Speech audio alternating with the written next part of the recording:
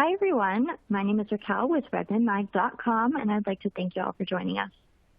The topic of today's webcast is applying the MITRE ATT&CK Framework to your Active Directory, sponsored by Semperis. A little bit about our sponsor. Semperis is the pioneer of identity-driven cyber resilience for cross-cloud and hybrid environments. The company provides cyber preparedness, incident response, and disaster recovery solutions for enterprise directory services, the keys to the kingdom. Semperis' patented technology for Microsoft Active Directory protects over 40 million identities from cyber attacks, data breaches, and operational errors. Before we begin, I'd like to cover a few housekeeping details. We will have a Q&A session towards the end of today's event, so please type any questions you may have in the Q&A box. Also, Semperis has provided some resources which can be found on the right-hand side of your console, so take a moment to check those out. And finally, this webcast is being recorded, so keep an eye out for a link in your email, and you can rewatch the presentation or share it with a colleague that way. And now I'd like to introduce you to our two speakers. Today, we are joined by Nicolai, who is the CISO at IS Squared, as well as Ron Harrell, Principal Security Product Manager at Semperis. So we are in for a great event, and without further ado, I'll pass the time over to Ron to get us started. Thank you, Raquel. Hi, everyone. Hi, Nicolai. How are you? I'm doing well. How about yourself? I'm great. Thank you. We're talking about two interesting topics today, Active Directory and the MITRE ATT&CK Framework. We'll have some great stuff to talk about. A little bit about us. I've been in InfoSec for about 20 years. Started out doing penetration testing and a lot of security operations. Did some security management for multinational companies, and for the past 7 years, I've been focusing on building products to help the girls and guys in the trenches. For the past 7 months, I've been with Semperis as the Principal Security Product Manager. Nicolai, would you like to introduce yourself? Yes, thank you, Ron. So I've been in cybersecurity probably as long as you have, like 20 plus years, and I've also been on IT side for combined total years. So there's a lot of experience going there and mixing together cybersecurity with information technology and make use of different or various tools to make protection effective. And I've held director's roles and chief information security roles in the previous organizations in the financial sector as well as biotech. So I'm looking forward to this conversation and see what we can enlighten you with, Ron. Excellent. Looking forward to it. And I think it's going to be interesting. Our goal for this webcast today is to kind of present two complementary sides to what we'll be discussing, right? The practitioner view, which I'll be presenting, and then the CISO view, right? The high-level view that Nicolai will present. So let's get started. Active Directory. Right, it's been making a lot of news recently, although it's been around at least as long as I've been in the business, and it's being called more and more the soft underbelly of IT, of cybersecurity.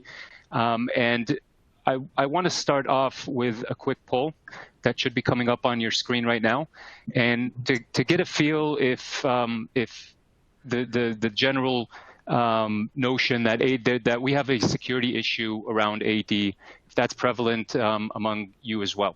So if you could take just a second to fill the poll.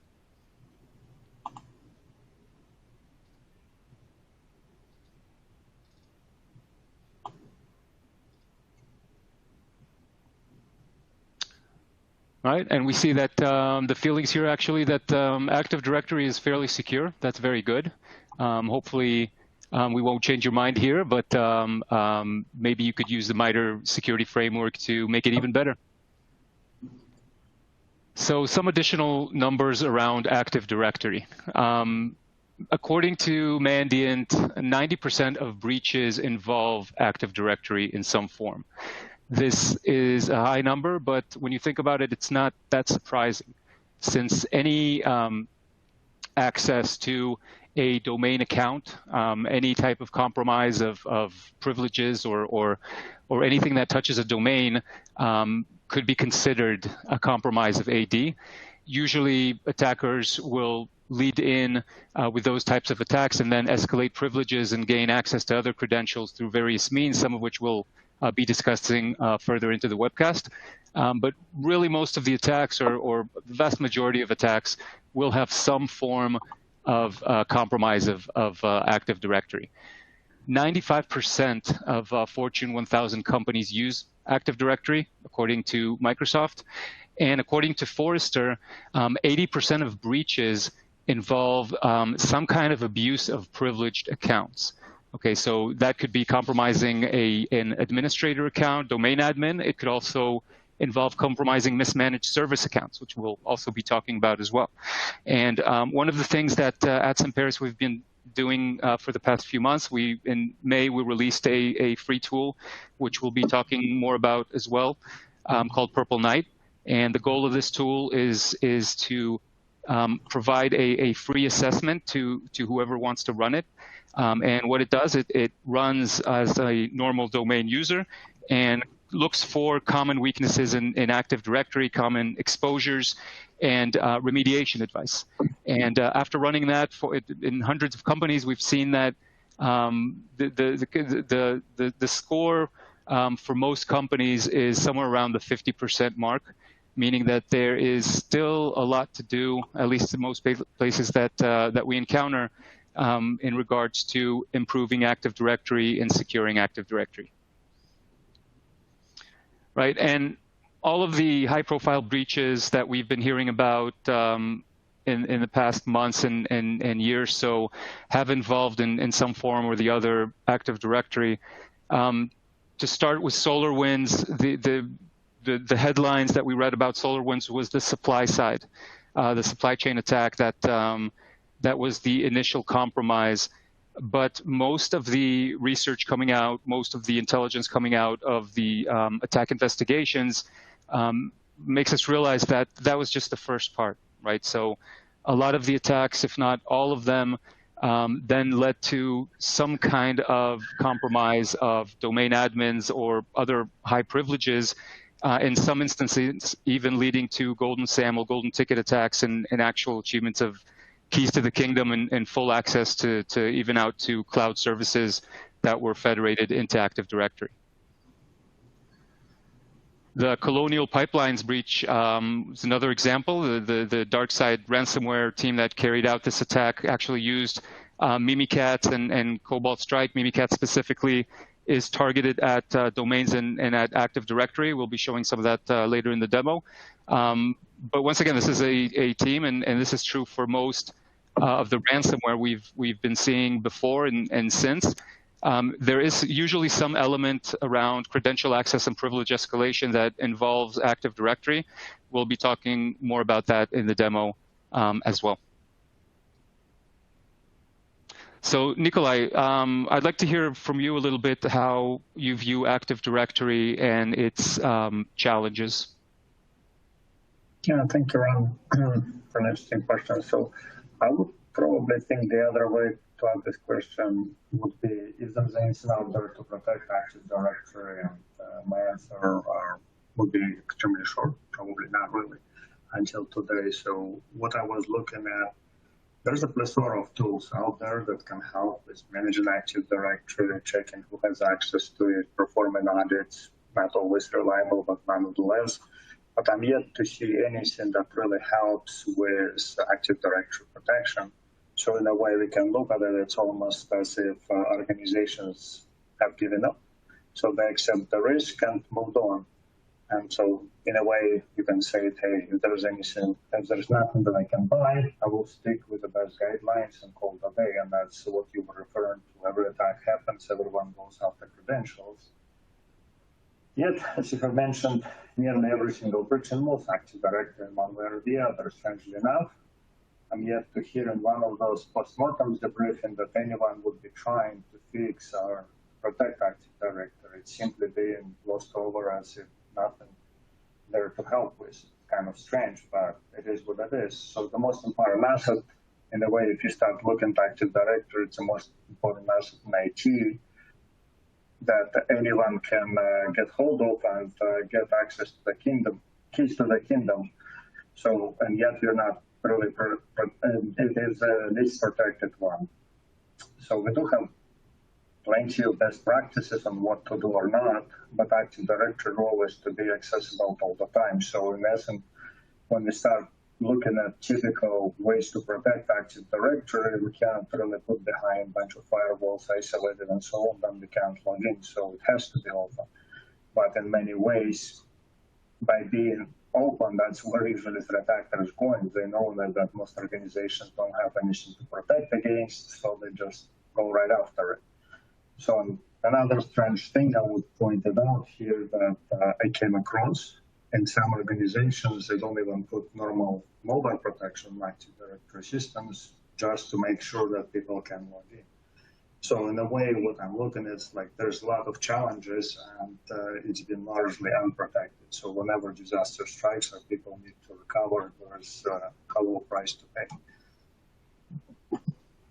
All right, thank you, Nicolai. And yeah, we have gotten some responses from the audience that we can't hear you very well. So yeah, I mean, I think Nicolai was just addressing that AD is in fact the soft underbelly, right? And that for attackers, once they're in, it's easier to get the keys to the kingdom, Active Directory being one of the important assets in the organization. Is that an accurate summary, Nicolai?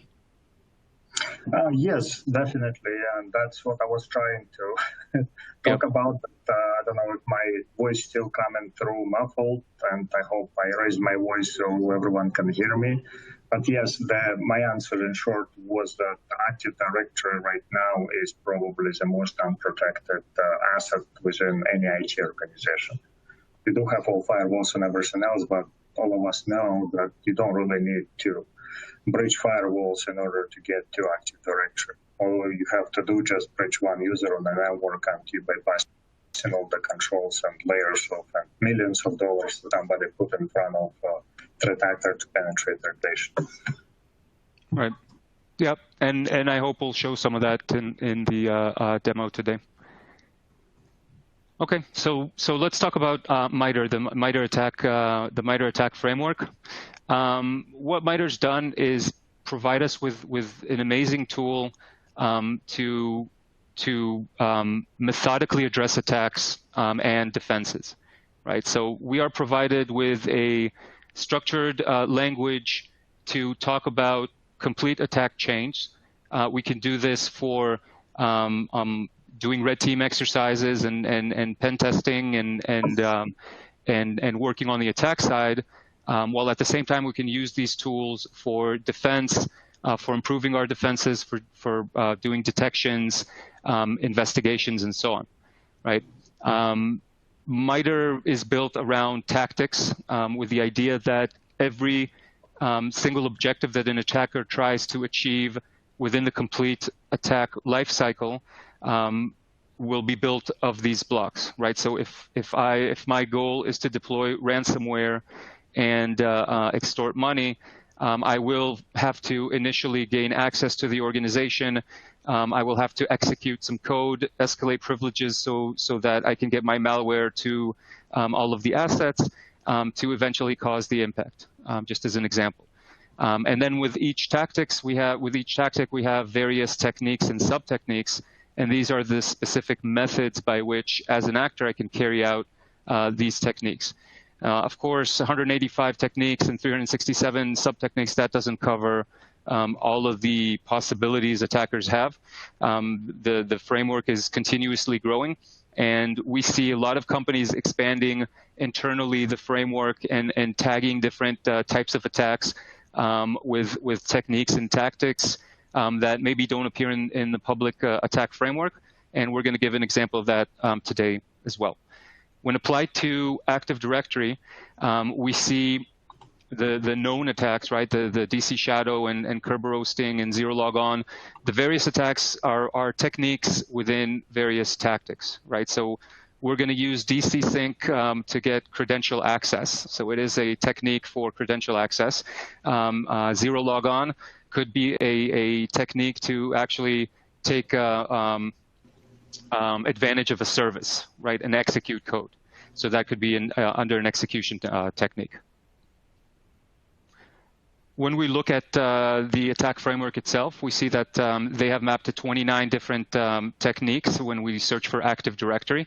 We're going to see that as well. So when we plan to test Active Directory, when we look at how well we're defending it, then MITRE provides us a good framework by which to make sure that we don't miss anything, that we can have the language to talk with the community and with other practitioners around the different mitigations, the different types of attacks, and so on. And as I said before, there's a lot of different ways to use MITRE. I'm going to present just one way I've seen in several different places. And there's ways to use MITRE across various functions within security. You can see that there was a great talk presented by Katie Nichols, formerly of MITRE, in 2019. I'd encourage anyone to look at these slides.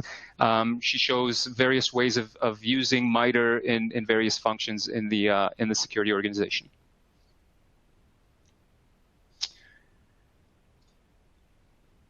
And specifically, when we talk about red teams and blue teams, the approach that I'm going to be presenting today is how we can use MITRE to plan attacks in a methodical way, and then with the results of that plan, communicate with the blue team or those in charge of defense and investigations to prioritize and to assess what we did as the red team. Nicolai, what do you think of MITRE ATT&CK? If you have any experience with it? Yes, so MITRE ATT&CK Framework is certainly something that, by the way, can everyone hear me okay right now? So I think I fixed the problem.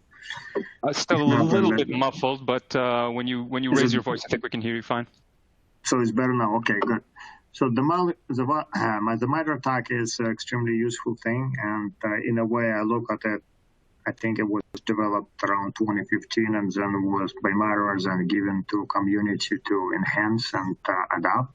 And the value comes just like having an expensive car and not being able to drive it on our freeways. So the value of MITRE ATT&CK comes when practitioners are using it. So what it gives information security professionals and better understanding how threat actors think and how they potentially can get into our networks. And one way to look at it, like we as practitioners, somewhat, I would say, conditioned to think in a positive security where we know what's supposed to happen and then we look forward and we're trying to protect against it. But threat actors don't really think the same way. Their ideas and their way of thinking is completely different from us, and they look for how to break in. And I can give an example. When a normal individual walks across the street and drives a car on the street and sees yellow line, that's a sign that you cannot cross yellow line. You have to stay in your lane and you have to behave in the way you're supposed to. When threat actors look at yellow line, that's all they see. It's just mark on a road that absolutely means nothing, similar to what threat actors trying to do on our networks are how they're trying to reach their objectives. All those tools and everything else that they put before them to protect us, they literally means not much to them. And they try to find the ways how to bypass them. And MITRE ATT&CK network essentially helps people to go and understand a little bit better. It's like, okay, what do I need to look at? How potentially somebody can sneak in and reach my active directory? What vectors are using? What techniques they employ? What do I need to be prepared for?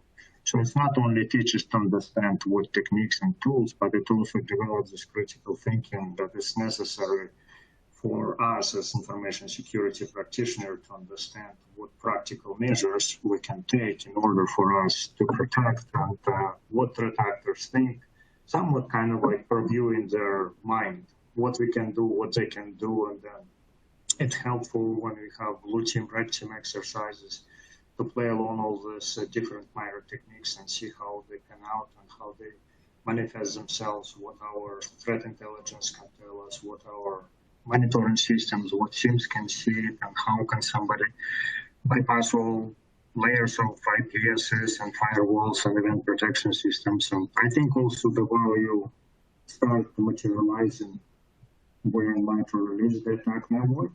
Currently, if you look at every single tool, whether you take it endpoint protection or theme, they all show what is happening and they make it relevant to MITRE ATT&CK. So we're kind of creating this form unified defenses and unified understanding how things are supposed to work and what we need supposed to do.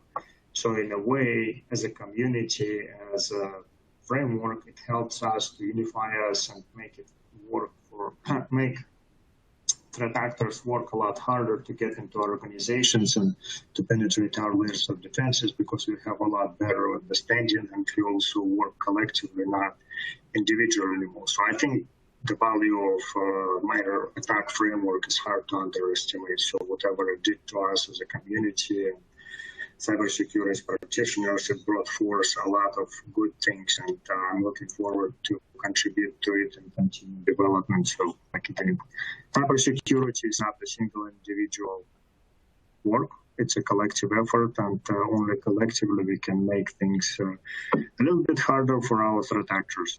All right, thank you for that, Nicolai. So let's do a little demo of how we can use the MITRE ATT&CK Framework for doing a red team and then blue team exercise. This is the risky part of the webcast where I'm doing a live demonstration, so I will apologize ahead of time for any errors. So let's start sharing my screen.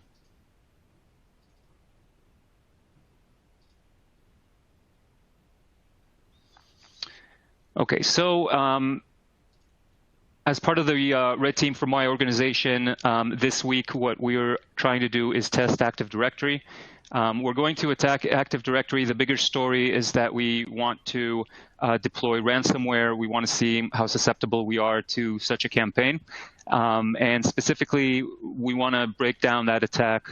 We want to the first part is finding the way in.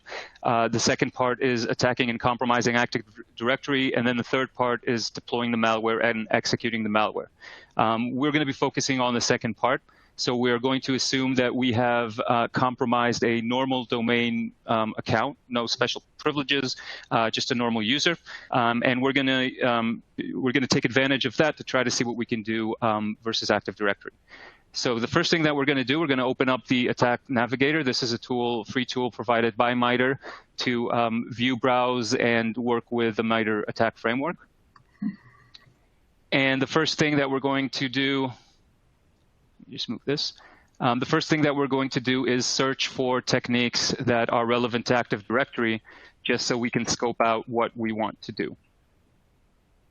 I'm just going to search the Active Directory techniques. I'm going to color them in a little bit, right? And these are the techniques that we probably want to focus on. Most of Active Directory is going to be around credential access and privilege escalation.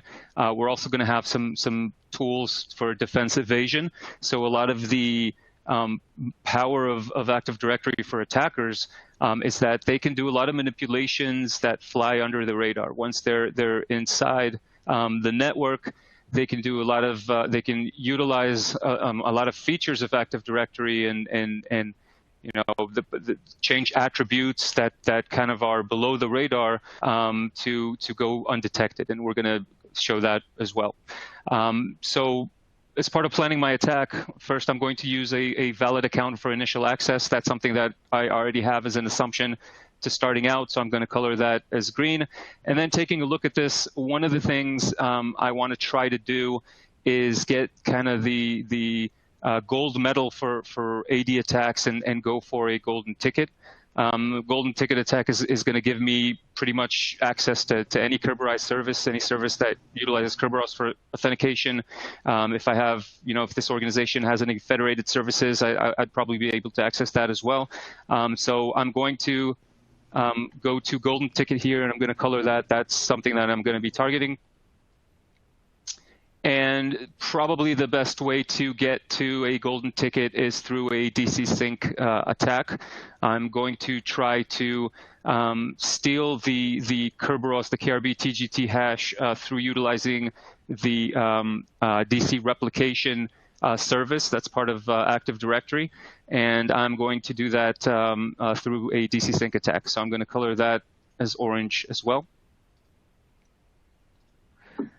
So if I'm able to get from a normal account to DCSync privileges, I can get golden ticket, and then I can find a way to drop and propagate my malware, and I'm going to look for ways as well. The only thing I'm missing is how to get from here to there. So I'm going to need to escalate my privileges from a normal valid account to a highly privileged account that can do DCSync. What I'm going to try to do, I'm going to try to attack the print nightmare exploit. This is something new as of a week ago. It still didn't have a stable patch, and that's always something good to test. So I'm going to use system services, and this specific exploit or this vulnerability, what it will allow me to do is to load a DLL into the print spooler process and execute code as print spooler, which runs as system. So as a DLL injection is going to be my technique for escalating privileges and running code as a system account. So I'm going to do that for privilege escalation, and I'm also going to do that for execution. I will be executing some code, right? And looking at all of these together, chained together, if I'm able to escalate privileges and raise my access privilege credentials, I will be able to drop the malware where I need it to be. So this is the attack that I'm going to try to carry out.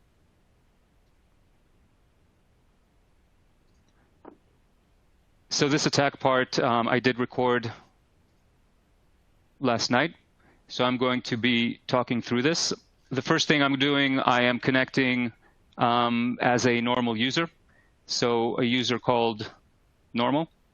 I'm going to be connecting to their desktop.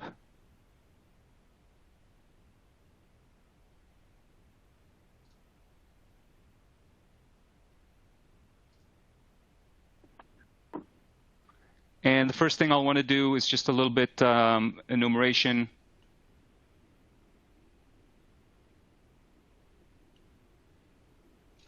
Right, and as you can see, no special privileged groups. I'm just a member of the default domain group, domain users group, authenticated users. The next thing I want to do is check which domain controllers are in the environment, so I can see if they are susceptible to the print spooler vulnerability. And I'm going to try to attack that primary domain controller, just to see if by any chance I do have some privileges on that DC already. I'm going to look at sysvol, which I should be able to read. And actually, I'm looking at sysvol because that's going to be later on maybe my method of propagating the malware. And then, of course, I cannot read the domain controller C drive. I don't have sufficient permissions to do that. Now, at this point, I am going to cheat a little bit. I'm going to use the standard Mimikatz penetration testing tool downloaded from the internet. And the reason why I consider that cheating is because most EDR, most antivirus will detect that download and block it and alert on it. So I would have to put in extra effort to disable any type of EDR. I'm not doing that in this demo. So that's why I consider this somewhat of a cheat. The way that Print Nightmare works is that it allows the attacker to call a function within the service to load an arbitrary DLL as a printer driver. So what I did, I created a DLL, which I'm putting on an open network share on my PC. And what that DLL does is it will monitor the shared drive. It will monitor it for a text file called command. Anything within that text file, it will execute on the domain controller. And the output of that execution, it will send back to this shared drive as a text file. The reason why I'm doing it this way is if I was to use some kind of interactive session, the chances of me being detected would be higher.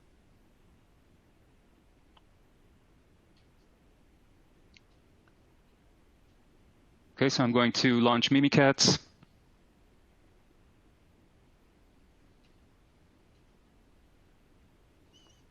And the first thing I'm going to do is just see that it works. And you can see here on my local PC, I do have Principler. Not very interesting, just checking that it's loading. And then I'm going to point it at the actual domain controller. And the first thing it'll do is check if those services are available. You're going to see me making a lot of typos here. It's part of the course.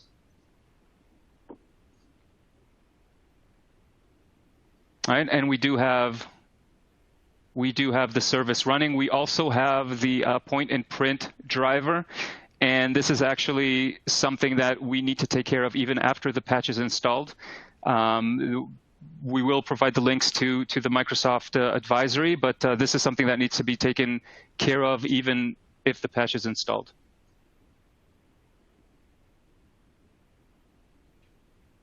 Okay, so now I'm going to direct it at my DLL.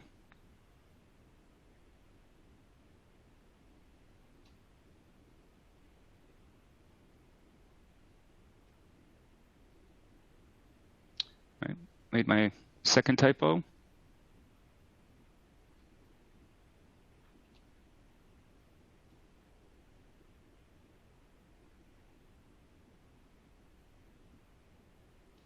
Right.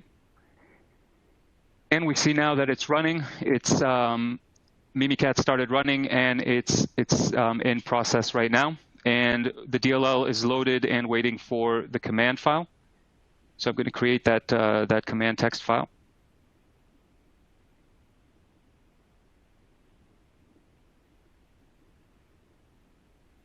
All right. First, I'll just check that I am in fact running as the Principler. And you see we are running as system.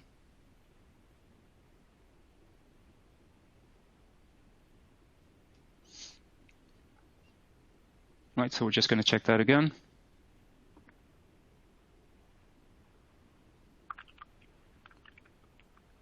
Right, and we have the contents of system 32. Now at this point, I could execute many different commands, including installing malware and doing various other commands. I'm not going to do that here, A, because I do want to test out further attacks against Active Directory itself. Also, carrying out execution as system could be detectable by various EDR solutions. So I'm going to try to do something that has a lower chance of detection, which is the DCSync attack. The reason why this has a lower chance of detection is that what we're actually doing is changing relatively obscure attributes within the domain naming convention head. So most places are not always monitoring all of the important attributes. We're going to show in the next part, we're going to show our product DSP that does monitor this, and some products do. But usually the event log that these types of changes create are fairly obscure, and most places I've seen out of the box do not monitor for these types of changes. So what I'm actually going to do here is inject code through that DLL that will add to normal user the extended write allow abilities over the domain NC head, right? So that means that for that entire domain, I'm going to have extended writes, and that includes DC synchronization.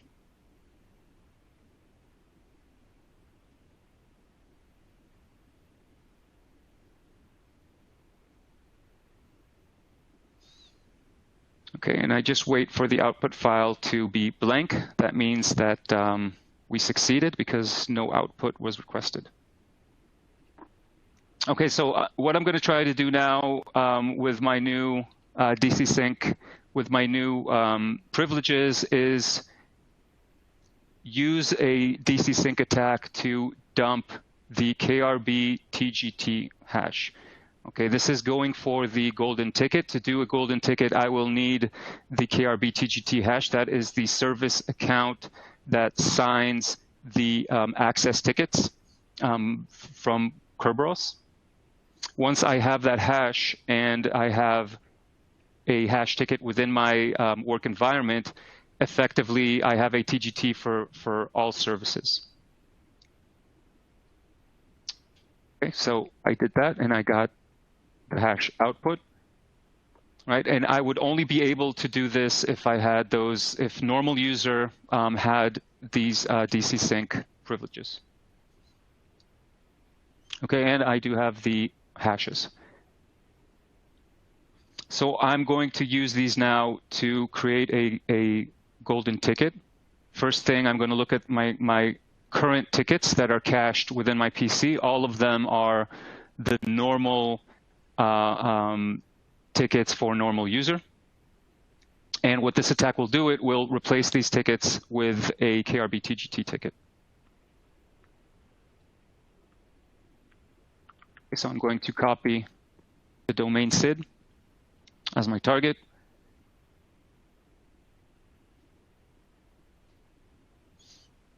Going to copy the hash. And I'm going to create the ticket as user run, although I could use any type of user. For an attacker, this is kind of a dangerous part of the attack. If the victim does have some kind of anomaly detection and capabilities that are looking at the tickets, then this could raise an alert. They would probably use an existing account, an existing username from within the domain, right? And now we got the ticket injected. We have the user ID 500, which is the admin, the admin RID. And it's part of these groups. One of them is the domain admin group 512, which means that with this ticket, we will have access to anything domain admins have access to. And calling klist again, we see that we have this ticket cached. So now we're going to try to access. We're going to try to access that domain controller we were not able to access before.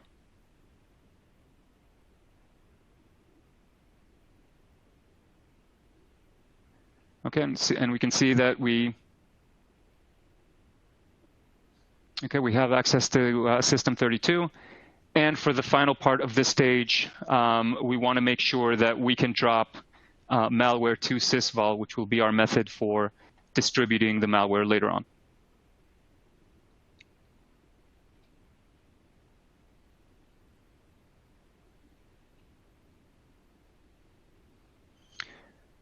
Right, so once we drop a file into sysvol, it's going to be available.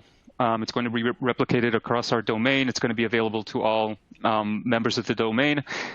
We still have the added step of getting a script, getting a logon script within all of the assets to execute this, but that's not part of an attack on Active Directory. So for this part of the red team exercise, we succeeded in carrying out our attacks. So if we go back to the navigator view, we can now use this and note, right? And we can download this to Excel. We can download this as a JSON file, so we can use this within other systems. But we can put in notes on how we were able to do this, right? So here we took control.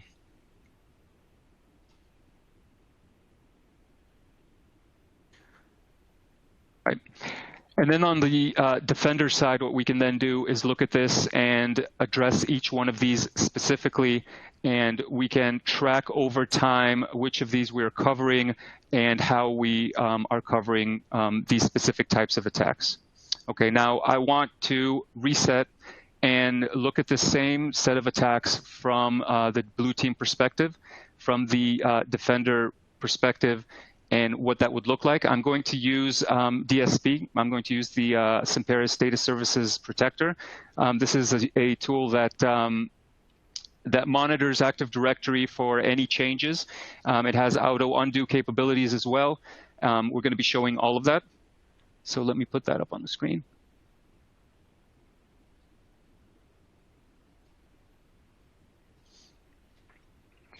Okay, so once we sign in,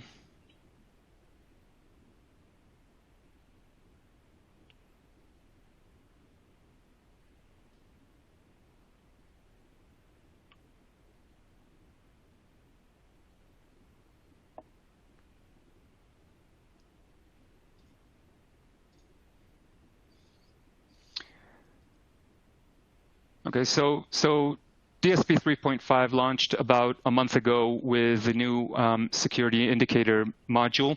And this includes over 70 indicators at time of rollout, and we're continuously rolling out more that look at all of these attributes and all of these exposures and potential attacks against AD, and provide information on where they are and what we can do to remediate them. Right, so looking at the environment, and I did reset my environment, so this is before the attack itself. First, we can see that there is a principal or service enabled on the DC, and that it is a critical exposure, right? And this was actually updated over the 4th of July weekend when all of this broke. And if we take a closer look at it, we see that it's been running for a while, and it's been showing the alert on this service running on the domain controllers. We can have this send out these alerts to syslog, to our SIEM. We can have it send it out to email, so we can be alerted in real time when this initially shows up. But as I said before, installing the patch will not necessarily be sufficient. So as part of the remediation advice, it is important to follow the complete guidance and make sure that that all of it is completed. And this specific indicator, even if the patch is installed, but the rest of the vulnerable services are still running on the domain controller, this will continue to find this specific IOE and affect the overall scorecard of this environment. So what I'm going to do next is go back to the reset environment and run the DCSync again. So 1 second, make sure everything's working here. Okay, so I'm going to take my print nightmare code.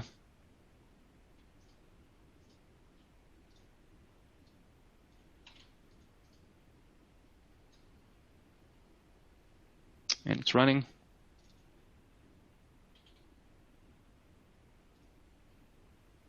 Run that again, wait for the output. Okay, so we got an empty text file.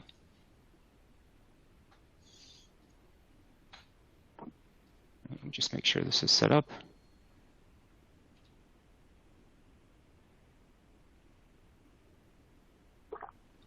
Okay, and then I'm going to just make sure that I do have these privileges.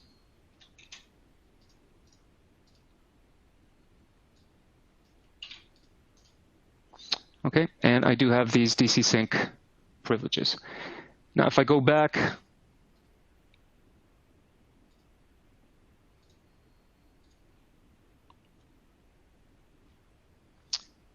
going back to DSP, we see that we have a new security alert that came up about non-default principles with DCSync rights on the domain. Right, so as I mentioned before, there's several permissions at the domain entity head that we look for that effectively enable DCSync, and continuously monitoring specifically for these attributes among the many other attributes we're monitoring for allows us to catch these when they happen, as soon as they happen. Right, so we can see that normal user was allowed the extended rights on all properties. And we can also see that as part of our change detection capabilities, right? So DSP, this product is integrated into the replication stream of Active Directory. So we see pretty much live any changes that are made.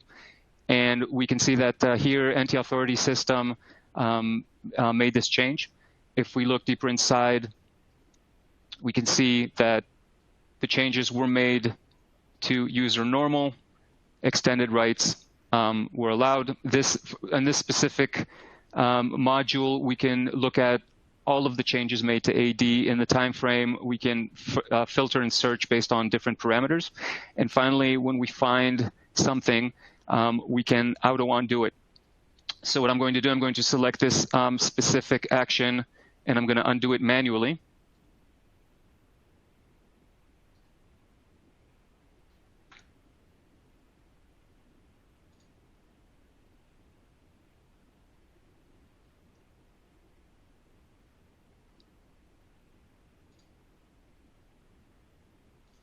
Okay, and then if I go back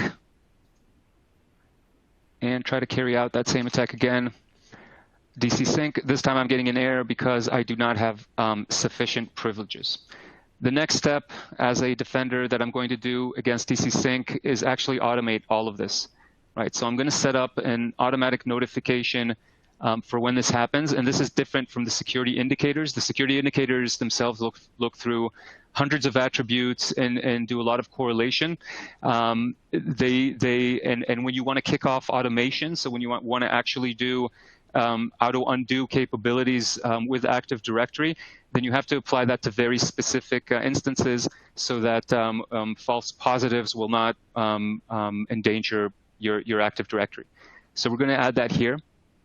We're going to define a critical rule about main DNS changes.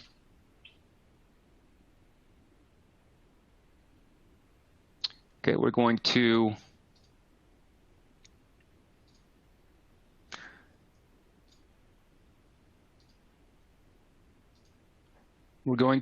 block or auto-undo modifications to the object class.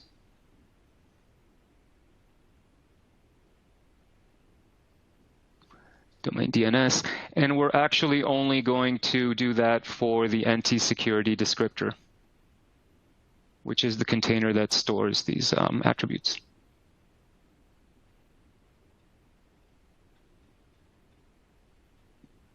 As you can see, this is a very powerful tool for AD administrators, and with the recent release of DSP, we've also added a lot of capabilities for security as well. Okay, and finally, I want to categorize this as a security notification. It will show up in my security dashboard. I might want to receive email in addition to the automation to syslog and event log for my SIEM or any other alerting system that I have. And I want to enable auto-undo. So I'm going to be saving this and activating it.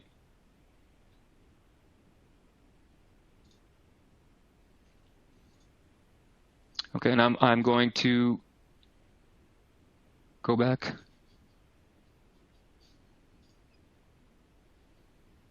Okay, so this is still running, and I'm just going to save this again.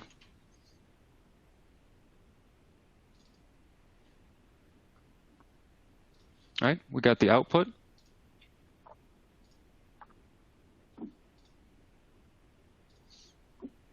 Okay, let's wait for the UI to refresh.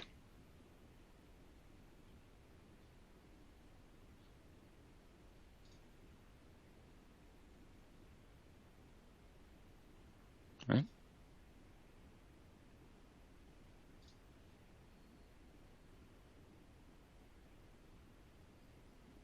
All right. So we do have the security notifications of this having occurred. As I said before, this is also going out to SIEMs or any other type of alerting system. And just to make sure, we're going to be trying to run that again, and we do not have the adequate permissions. Right. So from a defender perspective, using these types of products, these types of tools, we can ensure that the various MITRE tactics that were utilized in this attack scenario are covered, that we have the adequate remediation, the adequate mitigations against them, and that we can counter these types of attacks.